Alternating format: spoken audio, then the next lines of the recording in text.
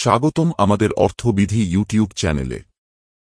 আজকের ভিডিওতে আমরা আলোচনা করব শেয়ার বাজারের একটি গুরুত্বপূর্ণ টেকনিক্যাল প্যাটার্ন, ডাবল বটম। যদি আপনি শেয়ার মার্কেটে বিনিয়োগ করে থাকেন অথবা টেকনিক্যাল অ্যানালাইসিস নিয়ে আগ্রহী হন, তাহলে এই ভিডিওটি আপনার জন্য অত্যন্ত উপকারী হবে। ডাবল বটম হল একটি বুলিশ রিভার্সাল প্যাটার্ন যা সাধারণত ডাউনট্রেন্ড শেষে দেখা যায়। এই প্যাটার্নটি তখন তৈরি হয় যখন একটি শেয়ারের দাম দুটি নিচের স্তরে পৌঁছায় এবং তারপর উপরে উঠে আসে। সহজ কথায় এটি দেখায় যে দাম পতন থেমে গেছে এবং বুলস মার্কেটের নিয়ন্ত্রণ নিচ্ছে। এই প্যাটার্নটি দেখতে অনেকটা ডাব্লিউ আকৃতির মতো।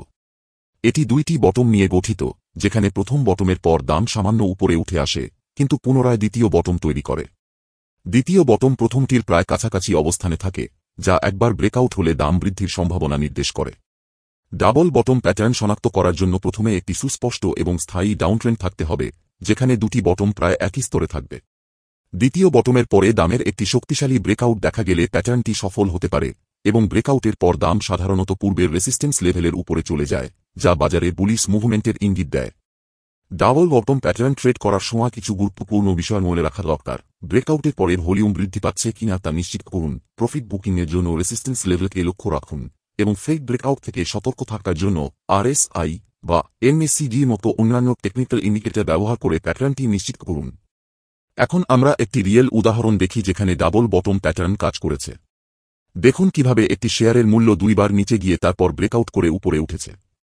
চার্টের প্রথম অংশে আমরা একটি শক্তিশালী ডাউনট্রেন্ড লক্ষ্য করি, যেখানে শেয়ারের দাম ধারাবাহিকভাবে কমতে থাকে এবং অবশেষে প্রথম বটম স্তরে এসে থামে। এই পর্যায়ে শেয়ারের বিক্রির চাপ বৃদ্ধি পায় এবং বিনিয়োগকারীরা শেয়ার বিক্রি করতে শুরু করে, যার ফলে দাম ক্রমশ নিম্নমুখী হয়। প্রথম বটম এ পৌঁছানোর পর বাজারে একটি সাময়িক ঊর্ধ্বমুখী প্রবণতা দেখা দেয়, যেখানে ক্রেতারা আবার বাজারে প্রবেশ করে এবং শেয়ারের দাম কিছুটা বাড়তে শুরু করে। তবে এই ঊর্ধ্বগমন দীর্ঘস্থায়ী হয় না এবং দাম আবার পতনশীল প্রবণতায় ফিরে আসে। অবশেষে দ্বিতীয় বটম স্তরে পৌঁছে তারপর দাম আবার পতনশীল প্রবণতায় ফিরে আসে, যা প্রাথমিকভাবে ক্রেতাদের দুর্বলতা এবং বিক্রেতাদের আধিপত্যকে নির্দেশ করে।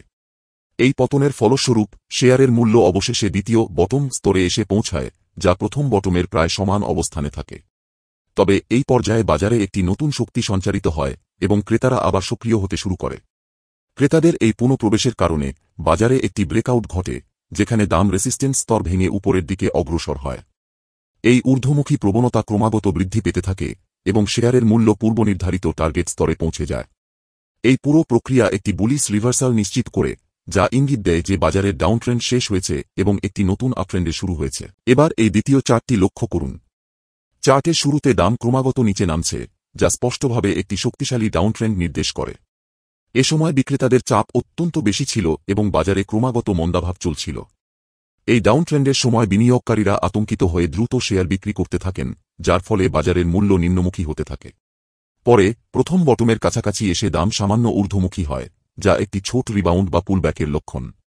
এই ঊর্ধ্বমুখী প্রবণতা মূলত স্বল্পমেয়াদী বিনিয়োগকারীদের দ্বারা চালিত হয়, যারা বাজারের নিচে দাম পেয়ে বিনিয়োগ করার সুযোগ খোঁজেন। তবে এই ঊর্ধ্বগতি বেশিক্ষণ স্থায়ী হয়নি এবং দাম পুনরায় নিচে নেমে দ্বিতীয় বটম তৈরি করে। দ্বিতীয় বটম প্রায় প্রথম বটমের সমান স্তরে অবস্থান করে, যা ডাবল বটম গঠনকে নিশ্চিত করে। দ্বিতীয় বটম তৈরি হওয়ার পর বাজারে ক্রেতাদের চাপ বাড়তে শুরু করে। বিনিয়োগকারীরা এ পর্যায়ে বাজারে মূল্য বৃদ্ধি আশা করতে থাকেন, কারণ তারা ধরে নেন যে দাম আর বেশি নিচে নামবে না। ক্রমাগত ক্রেতাদের চাপে দাম ধীরে ধীরে বাড়তে থাকে এবং এক পর্যায়ে নেকলাইন বা পূর্বের রেসিস্টেন্স লেভেল অতিক্রম করে, যা একটি শক্তিশালী ব্রেকআউট নির্দেশ করে। এই ব্রেকআউটের পরে দাম ঊর্ধ্বমুখী হতে থাকে, যা একটি স্পষ্ট আপট্রেন্ডের সূচনা করে। এই নতুন প্রবণতায় বিনিয়োগকারীরা আত্মবিশ্বাসী হয়ে বাজারে সক্রিয়ভাবে শেয়ার কেনা শুরু করেন, যা বাজারের উপর বুলিশ চাপ বৃদ্ধি করে। এই ছিল ডাবল বটম প্যাটার্নের একটি সহজ ব্যাখ্যা। যদি আপনি এই ধরনের টেকনিক্যাল অ্যানালাইসিস সম্পর্কে আরও জানতে চান, তাহলে অবশ্যই আমাদের চ্যানেলটিকে সাবস্ক্রাইব করুন, ভিডিওটি লাইক ও শেয়ার করুন এবং কমেন্টে আপনার মতামত জানান। শেয়ার বাজারে বিনিয়োগ ঝুঁকিপূর্ণ। বিনিয়োগের আগে সমস্ত সম্পর্কিত নথি ভালো করে পড়ুন।